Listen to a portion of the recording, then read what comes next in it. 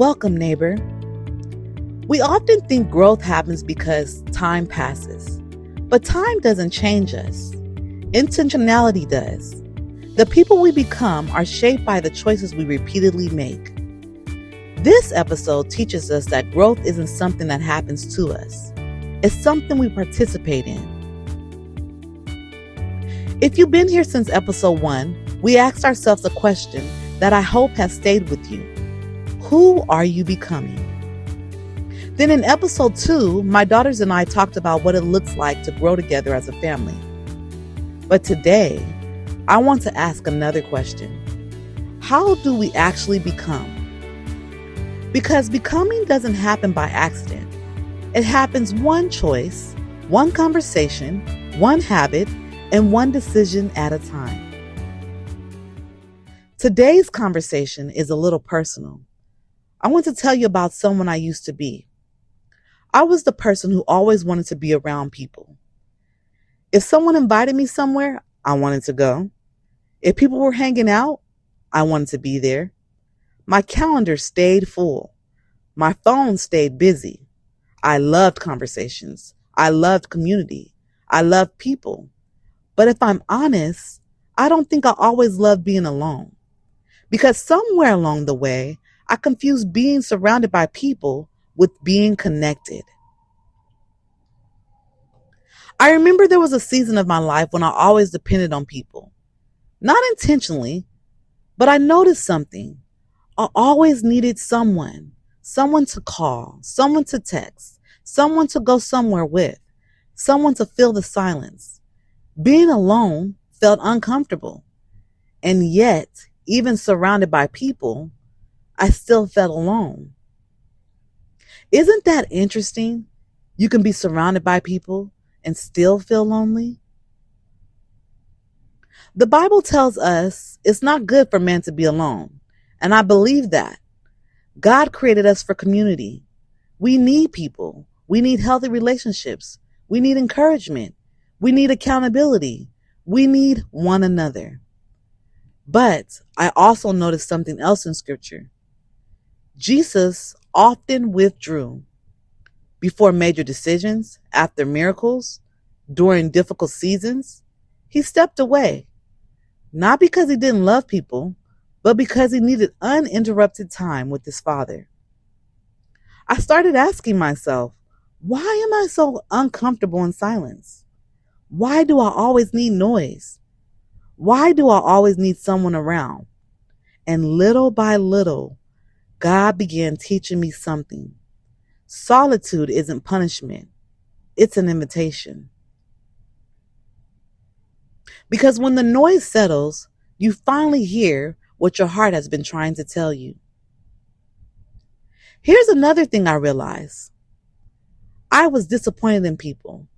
Not because they were bad people, but because I expected them to fill places in my heart they never were designed to fill. I wanted people to always understand me, always show up, always agree, always meet my expectations. But people are human, and so am I.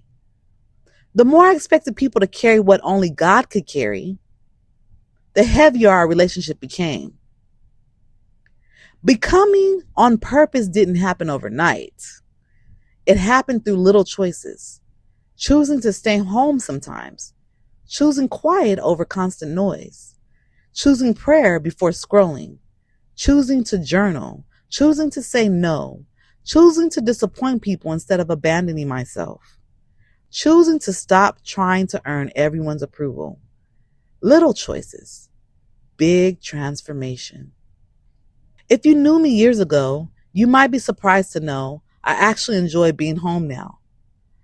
I've become a homebody. I enjoy my own company. Not because I don't love people anymore. I absolutely do. I love conversations. I love community. I love learning about people.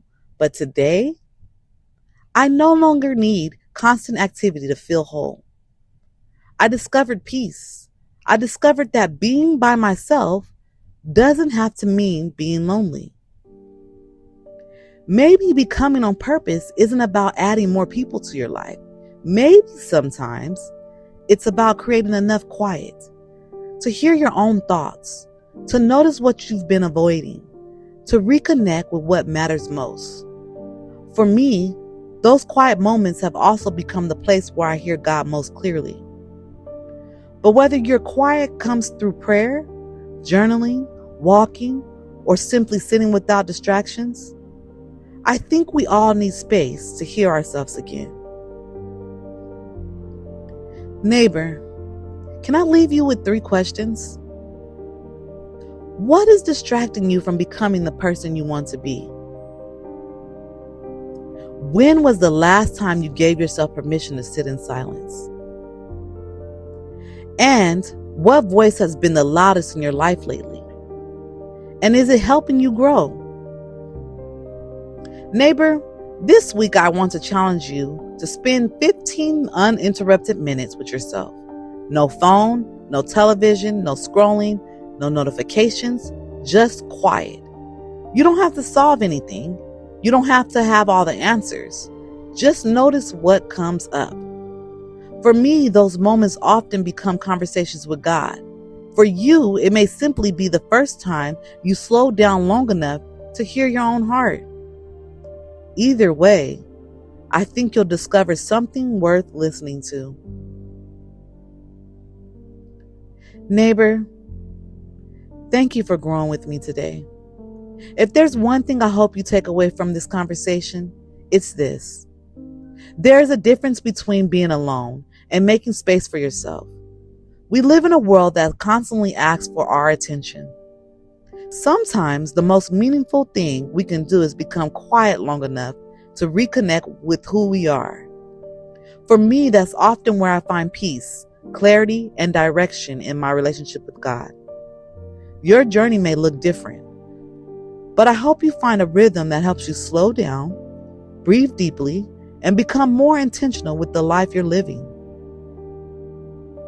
Until next time, keep showing up, keep listening, keep becoming.